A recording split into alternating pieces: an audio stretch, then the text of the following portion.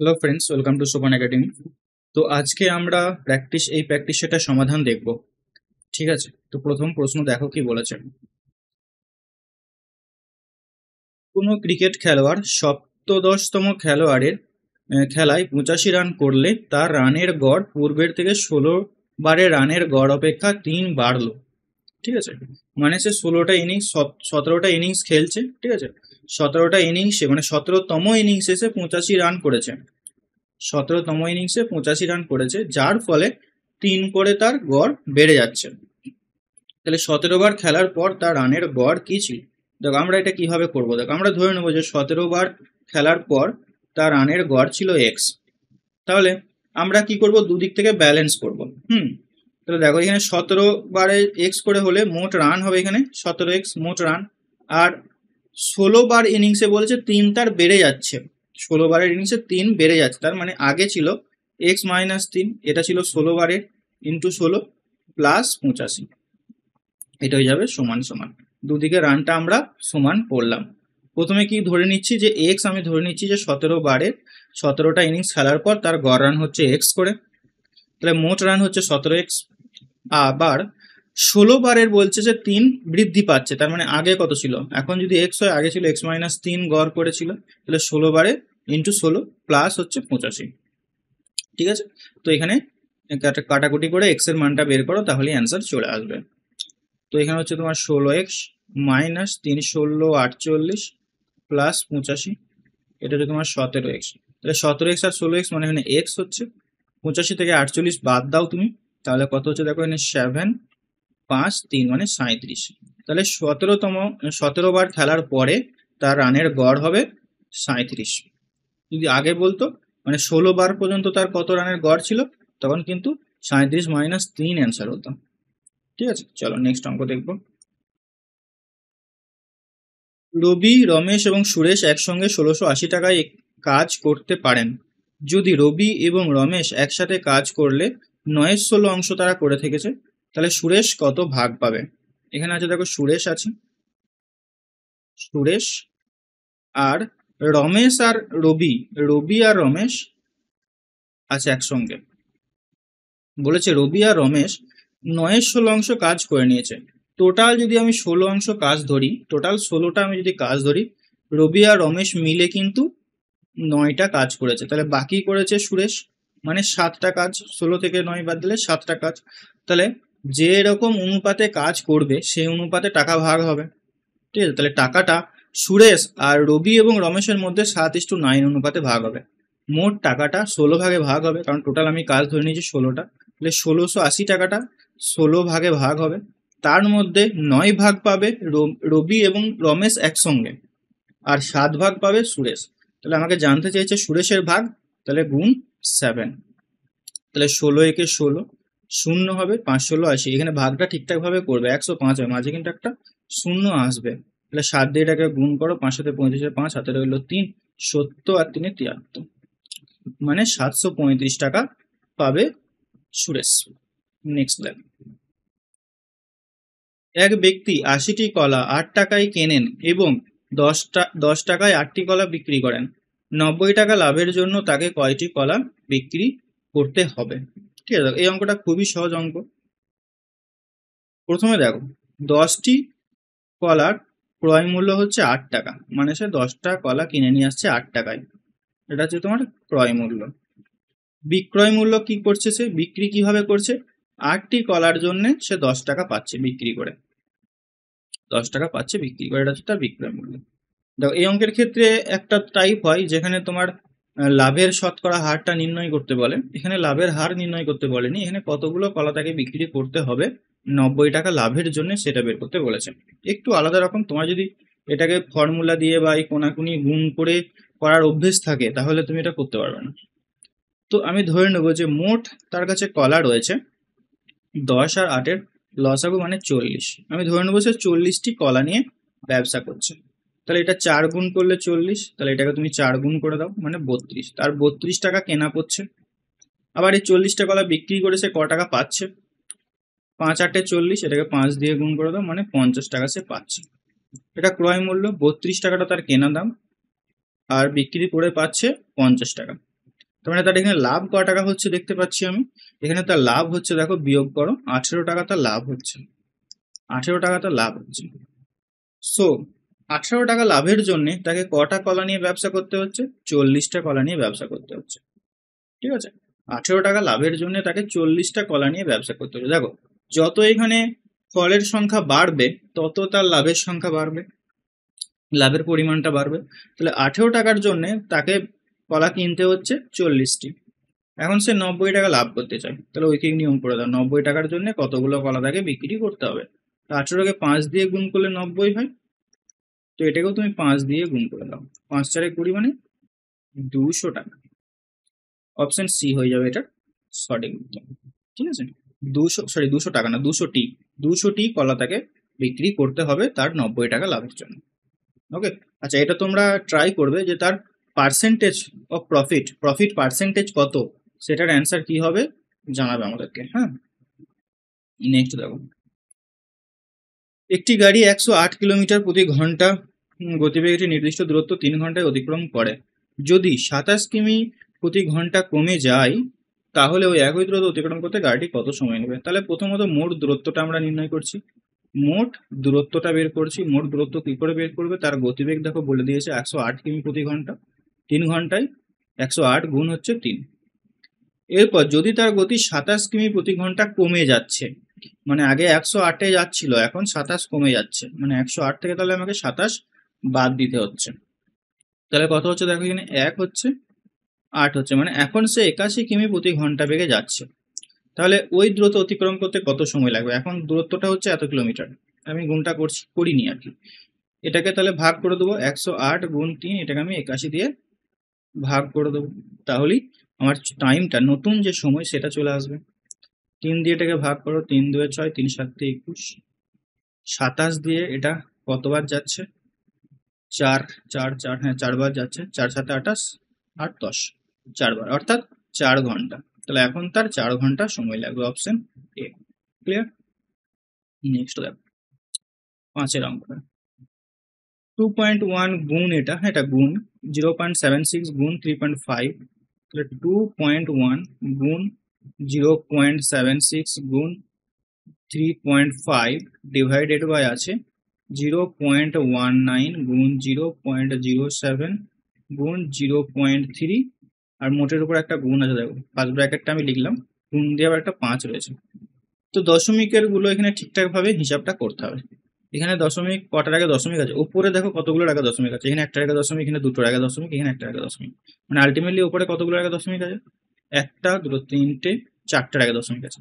তাহলে নিচেই আমি 4টার আগে দশমিকে উড়িয়ে দিতে পারবো, উপরে দশমিকগুলো তুললাম, 4টার আগে দশমিক উঠলো, নিচে দেখো এখানে 19-এর আগে দশমিক রয়েছে, এখানে 0.7-এর আগে দশমিক আছে, এগুলোকে আমি তুলে দিলাম। তাহলে এখন 0.3 পড়ে আছে, এটা দশমিক তুলে নিচে 10 আসবে, সেই 10টাকে আমি উপরে লিখছি। হ্যাঁ, বোঝা গেছে? এরপর তুমি এটাকে কাটাকুটি করো, 3 দিয়ে 3 7 21, 4 19 76, 5 7 35, তাহলে কি পড়ে থাকছে এখানে? 7 গুণ 4 গুণ 5 গুণ 5, 25, 4 25 100, 100 ইন্টু 7 মানে 700, আর একটা 0 মানে 7000। ঠিক আছে, নেক্সট দেখো 6-এর অঙ্কটা। একজন পুলিশ 68 মিটার দূর থেকে একজন চোরকে দেখেছে। ঠিক আছে, চোর পালাতে শুরু করে এবং পুলিশ তাকে তাড়া করে। চোর এবং পুলিশ যথাক্রমে 4 মিটার এবং 9 মিটার প্রতি সেকেন্ডে গতিবেগে ছুটছে। তাহলে চোরটিকে ধরতে পুলিশের কত সময় লাগবে, কতক্ষণ লেগেছে? এই যে গ্যাপটা রয়েছে, এখানে ধরো পুলিশ রয়েছে আর এখানে চোর ছিল, তাহলে এদের মধ্যে যে গ্যাপটা রয়েছে 68 মিটারের গ্যাপটা রয়েছে, এই 68 মিটারের গ্যাপটা পুলিশ কিন্তু পূরণ করবে। কত বেগে পূরণ করবে, কি বেগ নিয়ে পূরণ করবে? এখানে আসবে আপেক্ষিক গতিবেগ। ঠিক আছে, রিলেটিভ স্পিড, আপেক্ষিক গতিবেগ মানে চোরটার সাপেক্ষে পুলিশের আপেক্ষিক গতিবেগ কত। যেহেতু তারা একই দিকে যাচ্ছে, চোর কিন্তু এদিকে ছুটছে, পুলিশও এদিকে যাচ্ছে, তাহলে পুলিশ এই ডিস্টেন্সটা আপেক্ষিক গতিবেগে কভার করবে। আপেক্ষিক গতিবেগ এখানে কত হচ্ছে? 4 বিয়োগ 9 বা 9 বিয়োগ 4 মানে 5। তো এটাকে 5 দিয়ে ভাগ করে দাও, তাহলে অ্যান্সার চলে আসবে। 5 12 60, 5 14, 5 13 65, 13 দশমিক কিছু একটা অ্যান্সার হবে। 13 দশমিক মানে একটাই রয়েছে 13 দশমিক, অর্থাৎ ডি 13.6 হয়ে যাবে, এটা অ্যান্সার, কিচ্ছু নেই অঙ্কটাতে। রিলেটিভ স্পিডের যে কনসেপ্টটা, এটা কিন্তু ভালো করে জানতে হবে। একটি নির্দিষ্ট হারে সরল সুদের মূল পরিমাণ 3 বছরে এবং 4.5 বছরে যথাক্রমে এত টাকা হয়, তাহলে সুদের হার নির্ণয় করো।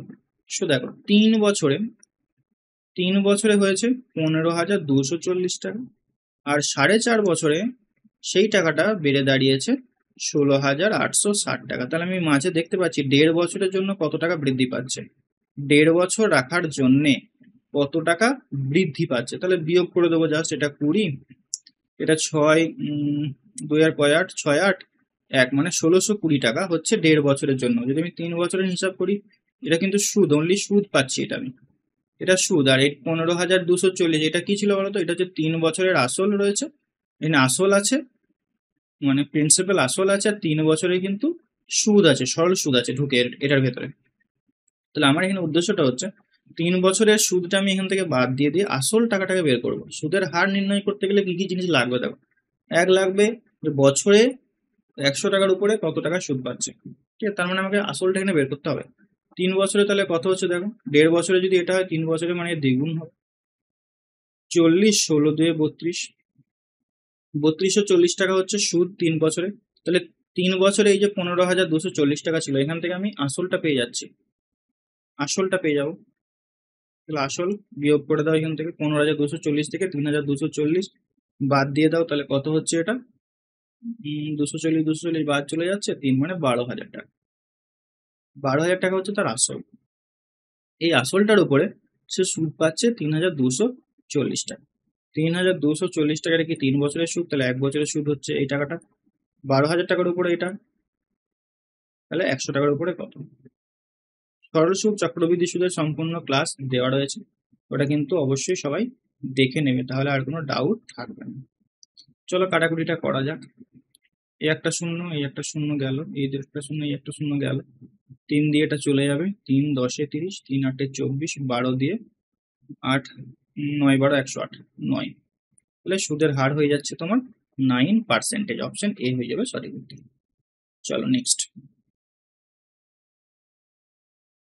একজন পিতার বর্তমান বয়স তার পুত্রের দ্বিগুণ, ঠিক আছে, ফাদার সন দ্বিগুণ, সন যদি 1 হয় বাবা হবে 2, 8.5 বছর পর তাদের অনুপাত হবে 7:4, ঠিক আছে। তো অনুপাত সমানুপাতের কনসেপ্ট থাকবে, প্রথমত এটাকে ব্যালেন্স করতে হবে, এদের মধ্যে গ্যাপ হচ্ছে 1, এদের মধ্যে গ্যাপ হচ্ছে 3, নিচে 3 দিয়ে আমি ওপরটাকে গুণ করবো, তাহলে 6:3, আর ওপরে 1 দিয়ে নিচেরটাকে আমি গুণ করবো, তাহলে হবে 7:4, ঠিক আছে। তো এদের মধ্যে পার্থক্য কত দেখতে পাচ্ছি, তো ভুল হলো না, ঠিক আছে। এদের মধ্যে পার্থক্য কত দেখতে পাচ্ছি আমি, 1 রেশিও। 1 রেশিওর মান হচ্ছে 8.4, 8.5, সরি 8.5 বছর, 8.5 বছর পরে বলেছে 8.5, 1 রেশিওর মান হচ্ছে তোমার 8.5। কি জানতে চেয়েছে, পুত্রের বর্তমান বয়স জানতে চাইছে, মানে 3 রেশিওর মান আমরা বের করবো। এই অনুপাতটার আর কোনো মূল্য নেই কিন্তু, না 3 রেশিওর মান বের করবো, তাহলে এটাকে জাস্ট আমরা 3 দিয়ে গুণ করে দেবো। 3 5 15, 5 হাতে হলো 1, 3 8 24, আর 1 25, একটার আগে দশমিক, মানে 25.5 হয়ে যাবে এটার অ্যান্সার। অপশন সি হয়ে যাবে সঠিক উত্তর। বোঝা গেছে? চলো নেক্সট অঙ্ক দেখবো।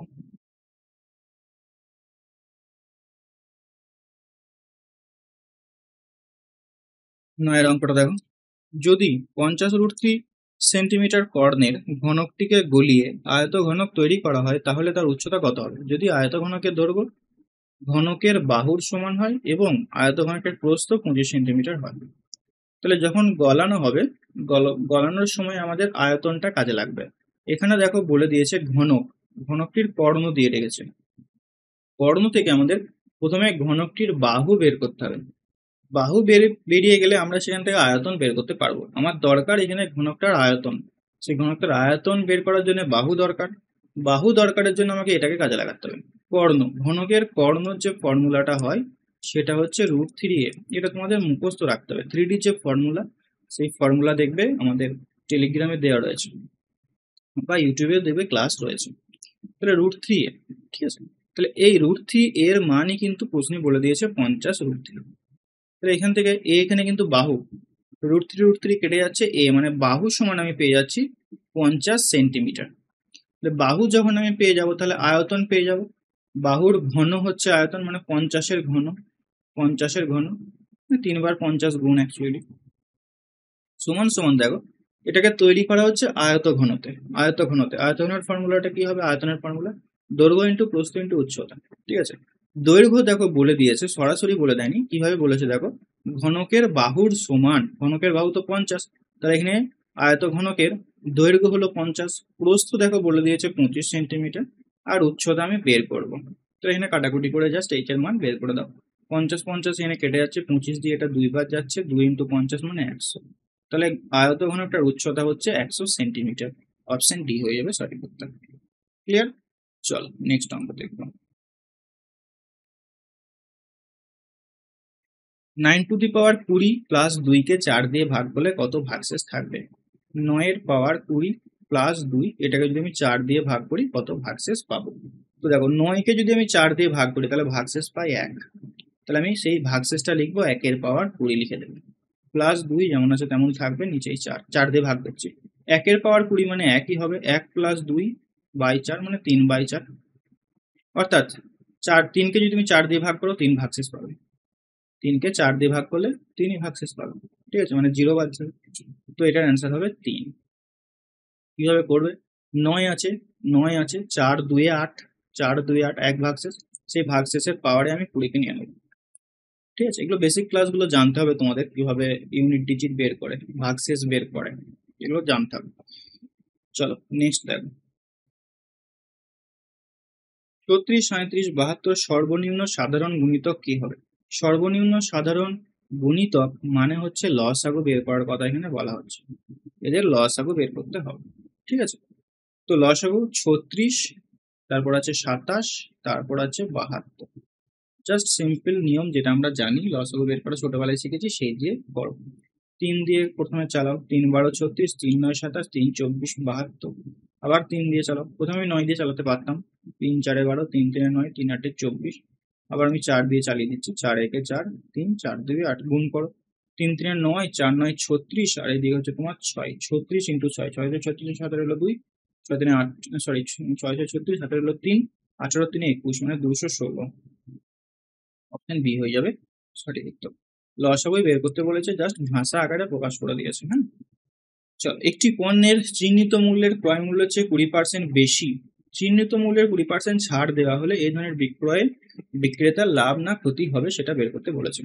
তো আমরা যে ফর্মুলাটা জানি সেটা হচ্ছে x + y + xy/100, এই ফর্মুলাটা লাগালেই কাজ হয়ে যাবে, x + y + xy/100। ঠিক আছে, পার্সেন্টেজ, এখানে x এর মান 20 বাড়িয়ে রাখছে, আর y এর মান ছাড় দিচ্ছে -20। তো +20 -20 প্লাসে মাইনাসে -20 × 20, এটা দেখে উত্তর বলে দেওয়া যায়, বাট আমি এই ফর্মুলাটা তোমাদেরকে মনে রাখতে বলি।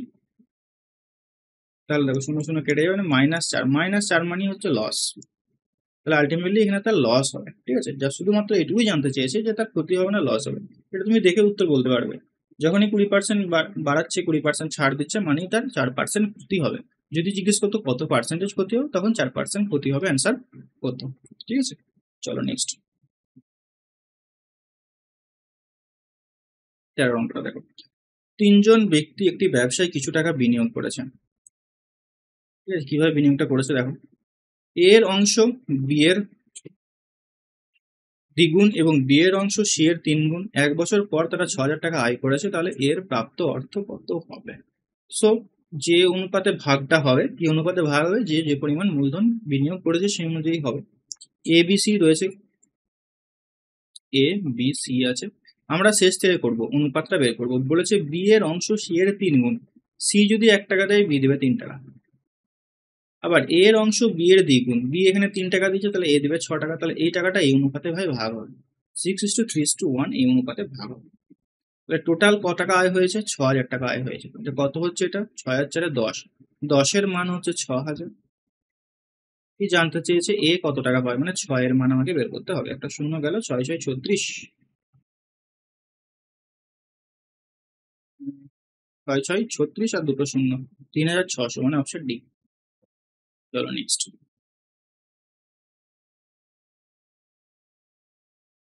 দেখো। একটি ক্যালকুলেটরের চিহ্নিত মূল্য 1,600 টাকা, এটি 28% ছাড়ে বিক্রি করা হয়। যদি ক্যালকুলেটরের ক্রয় মূল্য 700 টাকা হয় তাহলে লাভের মান কত হবে?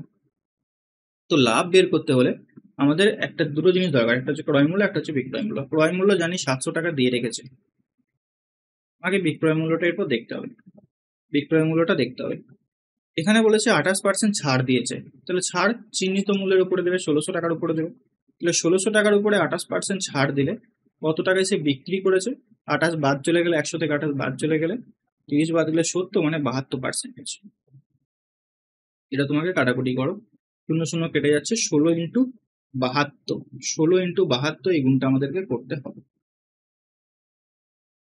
72 16, 6 2 12 17 লাখ, 6 7 42 আর 1 43, আর এখানে 72। দেখো ভাই, গুণ আমি কিন্তু অত ভাবি না যে কোন ট্রিক্সে হবে না হবে, ডাইরেক্ট ছোটবেলায় যেভাবে গুণ করতাম সেভাবে গুণ করে দেবেন, বেশি ভাবতে গেলে হবে না। তাহলে বিক্রয় মূল্য পেয়ে গেলাম 1152 টাকা, 700 টাকা ক্রয় মূল্য, তাহলে তো লাভ কত টাকা হয়েছে? এখান থেকে 700 বাদ দিয়ে দাও, মানে 3 4 452 টাকা তো লাভ হয়েছে। অপশন কি ক্লিয়ার? নেক্সট, একটি সংখ্যা 1p 2q 3r 11 দ্বারা সম্পূর্ণ বিভাজ্য হলে pq এর মান কত হবে? 1p 2q 3r, pqr এর সম্ভাব্য মান দেখো, যখনই 11 দ্বারা ভাগ হয় তাহলে বিজোড় সংখ্যক স্থানীয় যে যোগফলগুলো হয় আর জোড় সংখ্যক স্থানীয় যে যোগফলগুলো হয় তাদের বিয়োগফলটা 11 দ্বারা ভাগ যাবে, 0 হতে হবে বা 11 দ্বারা ভাগ যাবে, এটা আমরা জানি, তাই তো? তাহলে 1 + 2 + 3 মানে হচ্ছে তোমার 6 মাইনাস p + q + r, এদের যে বিয়োগফলটা হয় 11 গুণিতক হবে বা 11 দ্বারা ভাগ যাবে বা 0 হবে। তাহলে দেখো, আমি এখানে 6 মাইনাস, তাহলে p + q + r এর মানে আমি 6 যদি ধরি তাহলে একমাত্র এটা 0 হচ্ছে, যেটা কিনা 11 দিয়ে ভাগ যাবে। তাহলে p + q + r এদের যে সমষ্টিগত মান সেটা আমার 6 হতে হবে। এখানে p এর মান, q এর মান, r এর মান অনেক মান হতে পারে যাদের সমষ্টিটা 6। p এর মান 0, q এর মান 0, r এর মান 6 হতে পারে। p এর মান 2, q এর মান 2, r এর মান 2 হতে পারে।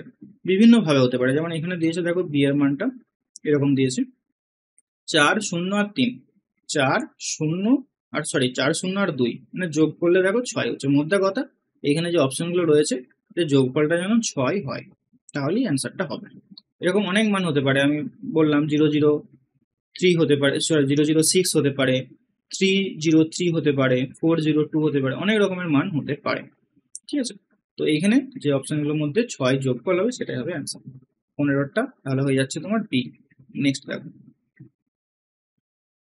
যদি একটি পণ্যের মূল্য 500 টাকা হয় এবং বিক্রেতা পণ্যটিকে 800 টাকায় চিহ্নিত করে এবং কিন্তু তার উপর 10% ছাড় দেয়, তাহলে বিক্রেতার লাভের শতাংশ কত বের করতে বলেছেন। তো লাভের হার বা লস বের করার জন্য আমাদেরকে কি বের করতে হবে? ক্রয় মূল্য জানতে হবে আর বিক্রয় মূল্য জানতে হবে, তাহলেই হবে। তো ক্রয় মূল্য জানি 500 টাকা দিয়ে দিয়েছে, আমি পণ্যের মূল্য 500 টাকা, তোমাকে এরপর বিক্রয় মূল্যটা বের করতে হবে।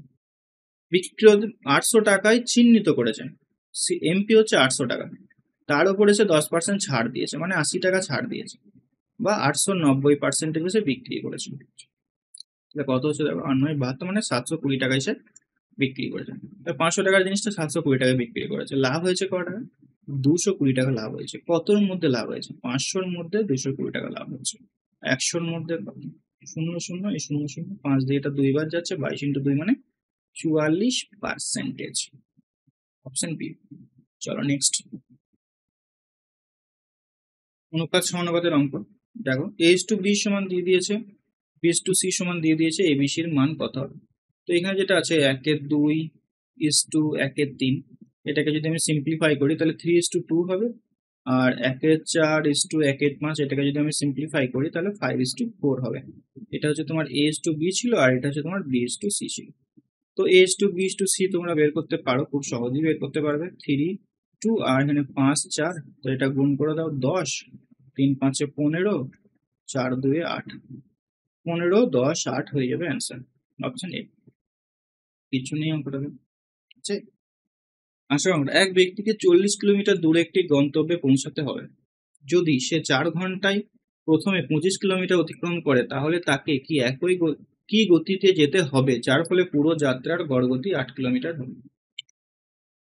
গড় গতি এখানে দিয়ে দিয়েছে 8 কিলোমিটার প্রতি ঘন্টা। তার মানে তার হাতে সময় হচ্ছে 5 ঘন্টা, তাই না? 40 কিলোমিটার যেতে হবে 8 কিমি বেগে। 40 কিলোমিটার যেতে হবে, তার গড় গতিবেগ যেন 8 কিলোমিটার, মানে তার হাতে রয়েছে 5 ঘন্টা সময়।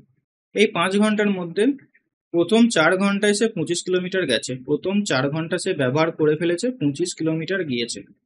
তাহলে এখন আর হাতে রয়েছে 1 ঘন্টা।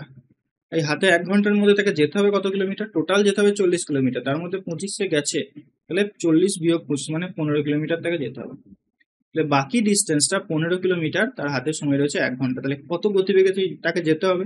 1 ঘন্টায় 15 কিলোমিটার যাচ্ছে, মানেই 15 কিমি প্রতি ঘন্টা গতিবেগ তাকে তুলতে হবে। বুঝতে পেরেছো? নেক্সট, 2 এর 3, 3 এর 8 এর 15 এবং 10 এর 21 এর মধ্যে লসাগু নির্ণয় করো। তখন এরকম ভগ্নাংশ দিয়ে দেবে। যদি লসাগু বের করতে দেয় তাহলে উপরের যে সংখ্যাগুলো রয়েছে সেগুলোর লসাগু বের করতে হবে। মানে এখানে 2, 8 আর 10 এর লসাগু হবে, 2, 8 আর 10 এর হবে লসাগু, আর 3, 15 আর 21 এর হবে গসাগু। ঠিক আছে? উপরের গুলো হবে লসাগু, নিচের গুলো হবে গসাগু। তো উপরে লসাগু কত হবে মুখোমুখি করতে পারো। 8 এর ভেতরে 2 ঢুকে রয়েছে, 2 কে কেটে দাও। 8 আর 10 এর লসাগু কত হচ্ছে? 8 আর 10 এর লসাগু মানে 40। আর নিচেই দেখো গসাগু, 3 দিয়ে সবগুলো ভাগ যাচ্ছে মানে 3। কোথাও ভুল হলো নাকি?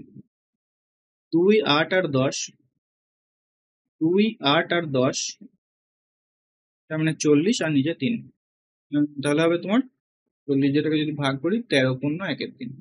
অপশন এটাই হবে অ্যান্সার, 13 পূর্ণ 1/3। এটা ঠিক করে নেবে, এটা তোমরা 13 পূর্ণ 1/3 হবে। চলো নেক্সট, 2 অঙ্কটা দেখো। 2.1 মিটার ব্যাসার্ধ একটি অর্ধ গোলাকার ট্যাঙ্কে কত লিটার জল থাকতে পারে? অর্ধ গোলাকার ট্যাঙ্ক, অর্ধ গোলাকার। তো এখানে মিটার রয়েছে, আর এখানে জানতে চেয়েছে লিটার, কত লিটার জল ধরবে। খুব ভালো করে দেখবে এখানে ব্যাপারটা। অর্ধ গোলাকার যে ট্যাঙ্ক, তার যে আয়তন, সেটার ফর্মুলাটা হচ্ছে, দেখো, ফুল ট্যাঙ্ক যদি হয় মানে টোটাল গোলক হয়, তাহলে গোলকের আয়তন হয় 3.5 পাই আর কিউ। টোটাল যদি গোলক হতো তাহলে এর অ্যান্সার হতো, মানে গোলকের আয়তন হতো 3.5 পাই আর কিউ। যেহেতু অর্ধেক, অর্ধ গোলক, তাই হাফ হয়ে যাবে, মানে অ্যাকচুয়ালি হচ্ছে 2/3 পাই আর কিউ। ঠিক আছে? তাহলে 2/3 পায়ের মান দেখো এখানে ধরে নিতে বলেছে 22/7, আর ব্যাসার্ধ বলে দিয়েছে 2.1 মিটার করে। 2.1 মিটার মানে 21/10, 3 বার হবে। কিউব আছে না, 3 বার হবে। এত মিটার কিউব, এত মিটার কিউব হচ্ছে কি আয়তন, আয়তন। তো এখান থেকে লিটার তুমি কিভাবে পাবে? তো একটা কনভারসেশন মনে রাখবেন, কনভার্সন, সেটা হচ্ছে কি, যে 1 মিটার কিউব, 1 মিটার কিউব সমান হচ্ছে 1000 লিটার জল ধরবে। 1000 লিটার মানে 1 মিটার, যার দৈর্ঘ্য 1 মিটার, প্রস্থ 1 মিটার, আর উচ্চতা 1 মিটার। এরকম যদি একটা চৌবাচ্চার কথা ভাবো, বা একটা ট্যাঙ্ক ধরো, বাড়ির ছাদের ট্যাঙ্ক আছে, যেটা হচ্ছে তোমার দেখতে 1 মিটার দৈর্ঘ্যে, 1 মিটার প্রস্থে, 1 মিটার উচ্চতায়, চৌকো টাইপের। ঠিক আছে? তাহলে সেইখানে জল ধরবে 1 মিটার করে যদি হয় প্রত্যেকটা দৈর্ঘ্য, প্রস্থ, উচ্চতা, সেখানে জল হবে 1000 লিটার। 1000 লিটার জল ধরবে। তাহলে এতগুলো এখানে মিটার রয়েছে, তাহলে কতগুলো, কত লিটার জল ধরবে দেখো। কি করবে, জাস্ট এটার সঙ্গে 1000 গুণ করে দেবে। ঠিক আছে? তাহলেই হয়ে যাবে। তো এটার সঙ্গে আমি 1000 গুণ করে দিচ্ছি, এখানটাতে এদিকটাতে 1000 আমি গুণ করে দিচ্ছি, তাহলেই এত লিটার জল ধরবে। সো 3 7 21, এই 21 কেটে যাচ্ছে, এখানে 3টে শূন্য রয়েছে, এখানে একটা শূন্য, এই একটা শূন্য, এই একটা শূন্য, কেটে যাচ্ছে। তাহলে অ্যান্সার হবে, দেখো, উপরে আছে 2 গুণ 22 গুণ 21 গুণ 21, 21 21 441, আর এদিকে 2 আর এদিকে 22। তো গুণটা ঠিকঠাক করতে হবে। 22 কে আমরা 2 গুণ 11 ভাবছি, এখানে 2, এখানে 2, 4 দিয়ে এটাকে আমি গুণ করবো। 4 একে 4, 4 4 16, 17 হলো 1, 4 4 16 আর 1 17, 1764 সঙ্গে 11, 11 এখানে গুণ করা খুব সুবিধা, 1764 লিখে দাও একটা ঘর ছেড়ে। 4 0 7 8 13 14 4, হাতে হলো 1, 8 9 1, 1 9 4 0 4। অপশন সি হয়ে যাবে এটা সঠিক উত্তর, 1 9 4 0 4। ঠিক আছে? এত লিটার জল ধরবে। তো এই জায়গাটা এখানে ইম্পর্টেন্ট, এটা যদি তোমার না মনে থাকে তুমি ওটা করতে পারবে না। চলো নেক্সট, 21 অঙ্ক। তাজা ফলের মধ্যে 72% জল থাকে, শুকানো ফলগুলিতে 20% জল পাওয়া যায়। তাহলে 100 কেজি তাজা ফল থেকে কত পরিমাণ শুকানো ফল পাওয়া যেতে পারে? দেখো এখানে শুকানো ফলগুলিতে 20% জল আছে মানে কি, 20% মানে আমি বলতে পারি 1/5। অর্থাৎ 5 কেজি যদি শুকানো ফল থাকে, ভালো করে বুঝবেন, 5 কেজি যদি শুকানো ফল থাকে, শুকনো ফল থাকে, তাহলে সেখানে জল থাকবে 1 কেজি। ক্লিয়ার? বলেছে তাজা ফলের মধ্যে 72% জল থাকে। এখানে তাজা ফল আছে কত? 100 কেজি। 100 কেজি হচ্ছে তাজা ফল। তাহলে 100 কেজির মধ্যে 100 কেজির মধ্যে জল যদি আমি বাদ দিয়ে শাঁসটাকে নিই, বা হ্যাঁ 100 কেজির মধ্যে জল বের করলাম, 100 কেজির মধ্যে জল কত রয়েছে? তাহলে 72% জল থাকে বলেছে, তার মানে আমি বলতে পারি 72 কেজি হচ্ছে জল। 72 কেজি হচ্ছে জল। ঠিক আছে? তাহলে দেখো যদি 72 কেজি জল থাকে, তাহলে তুমি বলবে শাঁস কত কেজি রয়েছে? তুমি বলবে শাঁস রয়েছে মানে জল ছাড়া যে অংশটা পড়ে থাকে সেটা হচ্ছে শাঁস। 100 থেকে 72 বাদ দাও মানে 28 কেজি। 28 কেজি হচ্ছে শাঁস। দেখো এখানে 5 কেজি শুকানো ফলের মধ্যে 1 কেজি জল, তাহলে এখানে তাহলে শাঁস কত? 4 কেজি শাঁস বা 4 রেশিও শাঁস। তাহলে এই 4 রেশিওর মান হচ্ছে 28 কেজি। আমাকে শুকানো ফল বের করতে বলেছে, 5-এর মান কত? 5 এখানে শুকানো ফল, ভালো করে বুঝবে ব্যাপারটা। এইখানে জল বাদ দিলে 1/5-এর মধ্যে যদি আমি জল বাদ দিই তাহলে 4 রেশিও হচ্ছে শাঁসটা। এইখানে 100 কেজির মধ্যে তাজা ফলের মধ্যে শাঁস আমি পেলাম 28 কেজি। তাহলে 28 কেজির রেশিও হচ্ছে 4-কে রিপ্রেজেন্ট করছে, 4 রিপ্রেজেন্ট করছে 28 কেজিকে। 5 আমার শুকানো ফলের পরিমাণ জানতে চেয়েছে, তাহলে 5-এর মান কত হবে? 4 7 28, 5 7 35। 35 কেজি হয়ে যাবে এটার অ্যান্সার, অপশন এ। চলো নেক্সট। একটি যোগ কেন্দ্রের সদস্যদের 60% পুরুষ, 40% মহিলা। পুরুষের গড় বয়স 55 বছর, মহিলাদের গড় বয়স 45 বছর হলে সমস্ত সদস্যের গড় বয়স কত হবে? দেখো গড় বয়স আমাকে বের করতে বলেছে। তাহলে এখানে কে কে আছে? পুরুষ আছে, মেল আছে, ফিমেল আছে। ঠিক আছে? 55 বছর হচ্ছে পুরুষদের গড় বয়স, আর মহিলাদের হচ্ছে 45 বছর। মোটের উপর কত সেটা আমরা বের করব। পুরুষ আছে 60%, আর এখানে মহিলা আছে 40%। পার্সেন্টেজ কেটে দাও, এটা তুমি পয়েন্টে যদি কাটাকুটি করো অনুপাতে, তাহলে হবে 3:2। এখান থেকে অ্যালিগেশন করে এক্স এর মান বের করো। ঠিক আছে? তাহলে এক্স মান মানে কত বলতে পারি আমি? 55-এর সঙ্গে 3 গুণ মানে 3 5 15 5 এটা হলো 1, 3 5 15 16 প্লাস 45 সঙ্গে 2 গুণ মানে হচ্ছে তোমার 90 ডিভাইডেড বাই 3 আর বের করছি। ঠিক আছে? তাহলে হচ্ছে কত দেখো, 0 সরি যোগটা করো, 90 মানে হচ্ছে তোমার 100 255 বাই 5, 255 5 5 25 51, অপশন সি 51 বছর হয়ে যাবে গড় বয়স।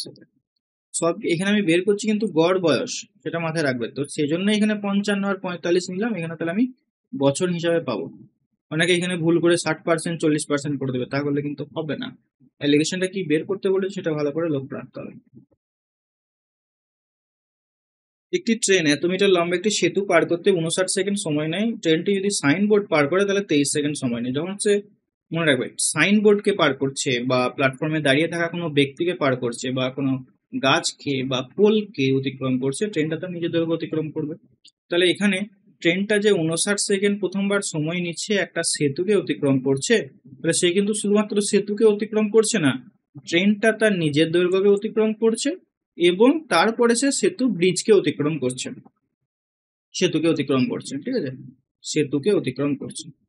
তাহলে 59 সেকেন্ডের ভেতরে ট্রেন তার নিজের দৈর্ঘ্যকে অতিক্রম করছে প্লাস সেতুর দৈর্ঘ্যকে অতিক্রম করছে।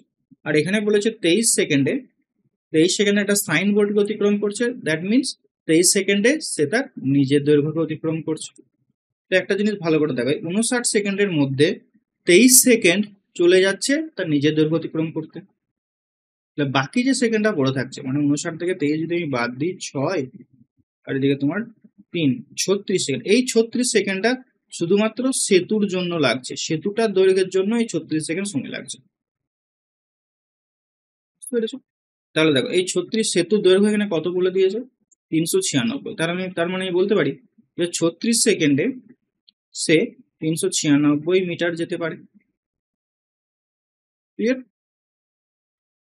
কি জানতে চাইছে? ট্রেনটির দৈর্ঘ্য। তার ট্রেনটির দৈর্ঘ্য বের করতে গেলে আমার দরকার 23 সেকেন্ডে সে কতটা যাবে। তাহলে 23 সেকেন্ডে কতটা সে যেতে পারবে, ঐকিক নিয়ম। 36 সেকেন্ডে 396 হলে 1 সেকেন্ডে 396/36 গুণ 23। তো এটা তো কাটাকুটি যাবে মনে হচ্ছে নাকি? 36 দিয়ে একবার যাচ্ছে, আবার 3, মানে আবার একবার 11। তাহলে হচ্ছে তোমার 2, 5, 3 253। ট্রেনটির দৈর্ঘ্য হচ্ছে 253 মিটার। চলো নেক্সট। রাজু এবং কাজু বেতন হচ্ছে 5:5। প্রত্যেকের বেতন 5,000 টাকা করে বৃদ্ধি করলে নতুন অনুপাত 29:45 হবে। তাহলে কাজুর বর্তমান বেতন কত? রাজু কাজু 3:5 আর বেতন বৃদ্ধি হয়ে যাওয়ার পরে হচ্ছে 29:45। এদের মধ্যে যে গ্যাপ, সেই গ্যাপটাকে আগে মারতে হবে। এখানে গ্যাপ হচ্ছে 2, এখানে গ্যাপ কত হচ্ছে দেখো 16 হচ্ছে, তাই না? 16 হচ্ছে গ্যাপটা। তাহলে এই 16টা এখানে 2টাকে আমি যদি 16 করতে চাই মানে 8 দিয়ে গুণ করে দেবো। তাহলে এটাকে আমি 8 দিয়ে গুণ করে দিয়ে গ্যাপটা মরে যাবে। মানে 3/8 24 5/8 40 আর এখানে 39:45। তাহলে এদের মধ্যে পার্থক্য কত হচ্ছে? 5 রেশিও। এই 5 রেশিওর মানই হচ্ছে 5,000। 1 রেশিওর মান 1000। কাজুর বর্তমান বেতন জানতে চাইছে, মানে 40-এর মান কত? তাহলে 40,000। 40K। অপশন সি হয়ে যাবে এটা রাইট অ্যান্সার। বোঝা গেছে? নেক্সট অঙ্ক দেখব। একটি পরীক্ষায় 50টি প্রশ্ন নিয়ে গঠিত। প্রতিটি সঠিক উত্তরের জন্য 1 নাম্বার থাকে এবং প্রতিটি ভুল উত্তরের জন্য হাফ নাম্বার কাটা হয়। একজন প্রার্থী যিনি একই পরীক্ষাতে সমস্ত প্রশ্নের উত্তর লেখার চেষ্টা করেছেন এবং 41 নাম্বার পেয়েছেন, তিনি সঠিক উত্তর দিয়েছেন এমন প্রশ্নের সংখ্যা নির্ণয় করে। এটা দুই ভাবে করা যেতে পারে, একটা এক্স ধরে করা যেতে পারে, একটা অপশন টেস্টের মাধ্যমে করা যেতে পারে, বা অ্যালিগেশন মেথডেও করা যেতে পারে। মতগুলো মেথড জানার দরকার নেই, তুমি দুটো মেথড জানো। এটা যদি ডেসক্রিপটিভে আছে তাহলে এক্স ধরে করতে হবে, অবজেক্টিভে এলে তুমি এটা অপশন টেস্টের মাধ্যমে করে দিতে পারো। তো আমি এখানে ধরে নেবো যে সঠিক উত্তরের জন্য হচ্ছে এক্স, সঠিক উত্তরের জন্য সে এক্সটি সঠিক উত্তর দিয়েছে। ঠিক আছে, এক্সটি যদি সঠিক উত্তর দেয়, রাইট অ্যান্সার সে এক্সটি দেয়, তাহলে রং অ্যান্সার কতগুলো দেবে? টোটাল 50টা কোশ্চেন ছিল, 50 minus x wrong answer. Right অ্যান্সারের জন্য 1 নাম্বার করে পাবে, তাহলে এক্স ইন্টু 1। আর ভুল উত্তরের জন্য হাফ করে কেটে নেওয়া হলো, তাহলে এখানে হাফ মাইনাস হয়ে যাবে। এই দুটো সমান সমান হচ্ছে 41। সে 41 নাম্বার পেয়েছে। তো এটাকে সলভ করে এক্স এর মান বের করতে হবে। তো আমি সব কটাকে 2 দিয়ে গুণ করে দিচ্ছি। তাহলে এখানে 2টা কেটে যাবে, এখানে 2 চলে আসবে, এটাকে 2 দিয়ে গুণ করে 82 পেয়ে যাবো আমি।